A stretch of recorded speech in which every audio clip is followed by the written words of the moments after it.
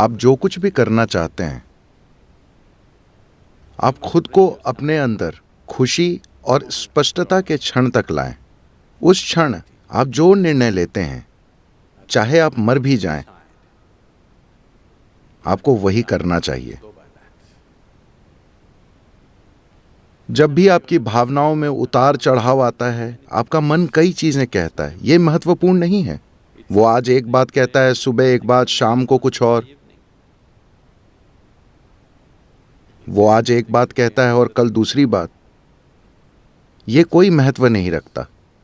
स्पष्टता के क्षण में मैं खुशी कह रहा हूं, क्योंकि जब आप खुश होते हैं तो आप बाध्य नहीं होते।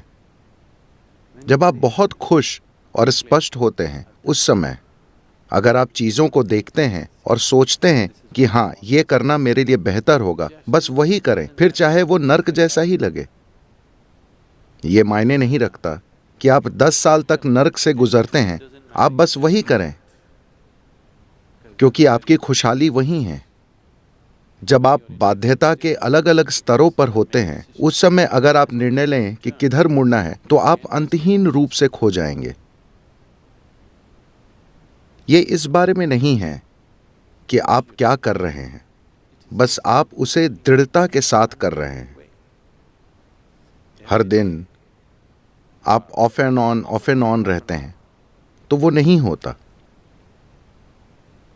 आप बस दृढ़ रहिए, आप बस एक बिंदु पर टिके रहिए, चाहे वो कुछ भी हो। अगर आप कसाई बनना चाहते हैं तो कसाई बनने पर अटल रहिए, ये खुल जाएगा।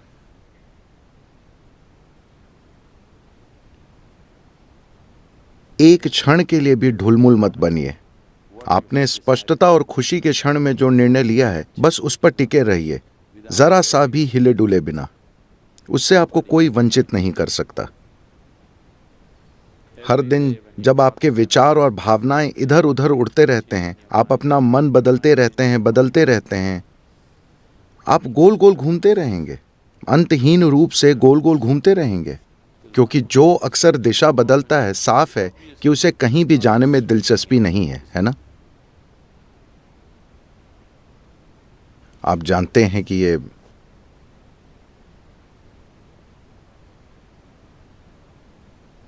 ये दुनिया गोल है, इसलिए आप किस दिशा में जाते हैं ये मायने नहीं रखता।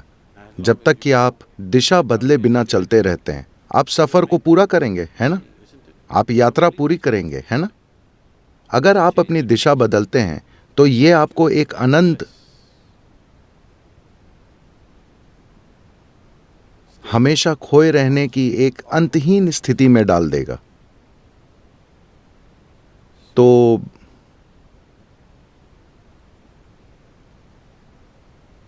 अगर आप वहां होना चाहते हैं, वहां रहिए, कोई समस्या नहीं है।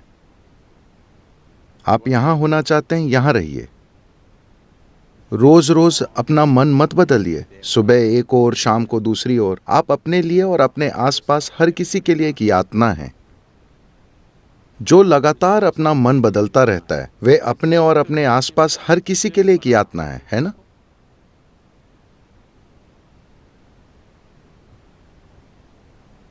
अभी आप सोच रहे हैं कि कल मैं अपना योग करूंगा। कल सुबह at 5 o'clock in the morning. सुबह 5 बजे सुनते हैं। मैं रोज उसे सुनता हूं। मुझे नहीं पता कि आप में से कितने लोग उसे सुनते हैं। जैसे ही वो डोंग होता है, शायद हमें ड्रम बजाना चाहिए। फिर आपका शरीर कहता है, भाड़ में जाए ये योग, मैं बस ये चाहता हूं। वो बदलता रहता है, प्राथमिकताएं बदलती रहती हैं। जीने का एक और तरीका है।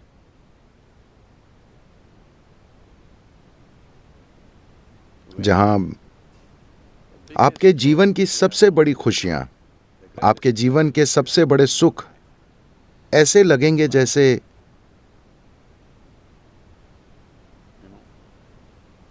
एक चींटी के सुख की तरह लगेंगे। ये जीव इसमें सक्षम है।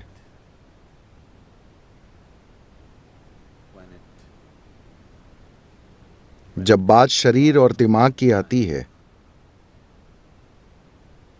तो हम सभी अलग रूप में सक्षम हैं। दो शरीर बराबर सक्षम नहीं होते, न ही दो दिमाग बराबर सक्षम होते हैं। लेकिन जब इस जीव की बात आती है तो हर जीव बराबर सक्षम है।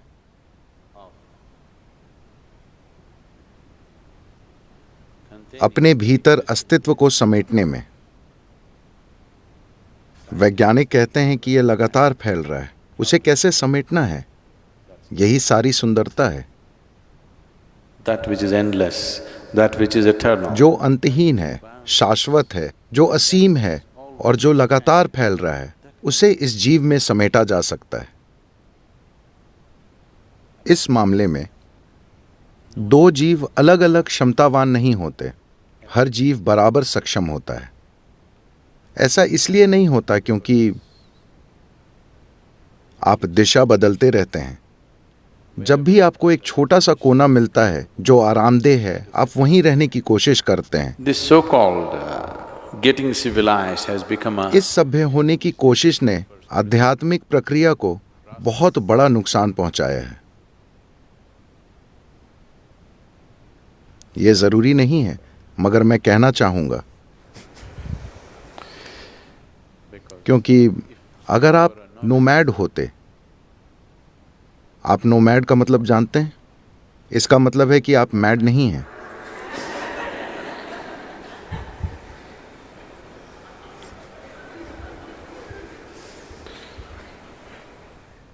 तो कौन नोमैड नहीं है?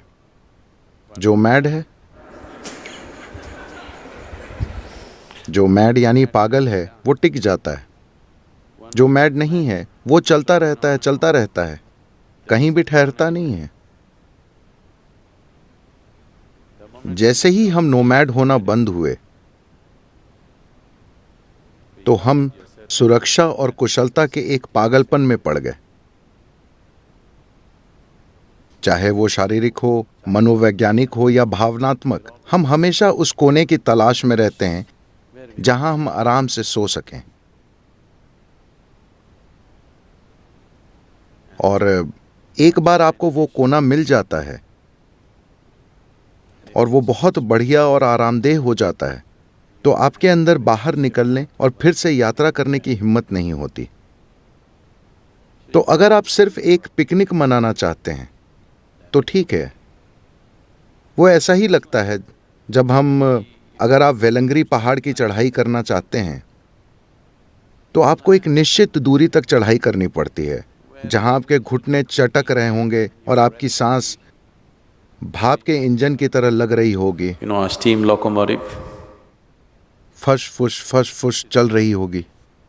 फिर आप चारों ओर देखते हैं और बांस, खूबसूरत चट्टानें, आपके आसपास के बांस और सब कुछ बहुत शानदार लगता है। घाटी इतनी सुंदर है। What is the purpose? एक और कदम उठाने का मकसद क्या है? यह शानदार है, बस। आपका दिमाग आपसे कहता है, बस यही है। मैं जगह की सुंदरता पर सवाल नहीं उठा रहा हूं, मैं वहां मौजूद होने के सुख पर सवाल नहीं उठा रहा हूं।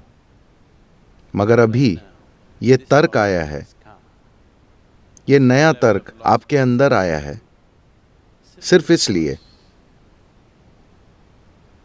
क्योंकि आपके फेफड़े एक स्टीम इंजन की तरह काम कर रहे हैं और आपके पैर एक जंग लगी बैलगाड़ी की तरह आवाज कर रहे हैं। तो नया तर्क आएगा। क्या आप देखते हैं कि हर बार आप जिन अलग अलग स्थितियों में पड़ते हैं, सुविधा या असुविधा की अलग अलग अवस्थाओं में पड़ते हैं, तो आप एक नया तर्क गढ़ लेते हैं? क्या आपने इस पर ध्यान दिया है? जैसा कि कहा जाता है, जब आप छात्र होते हैं तो हर कोई कम्युनिस्ट होता है।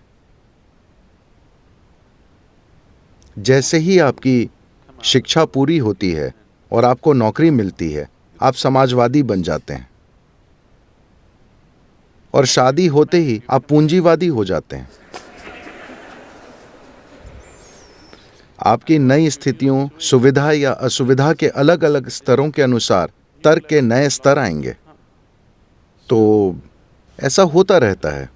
इसलिए स्पष्टता और खुशी के एक क्षण में जब आप वहां मौजूद होते हैं, आप किसी चीज को देखते हैं जिसमें आपको अपना कल्याण दिखता है, आप उस पर डटे रहिए। कल आपको वो भयानक लगे, कोई फर्क नहीं पड़ता, आप उस पर डटे रहिए। वो नर्क जैसा महसूस हो, आप उस पर डटे रहिए। यही खुशहाली है। अगर आप दिशा बदलते रहेंगे तो कहीं नहीं पहुंचेंगे।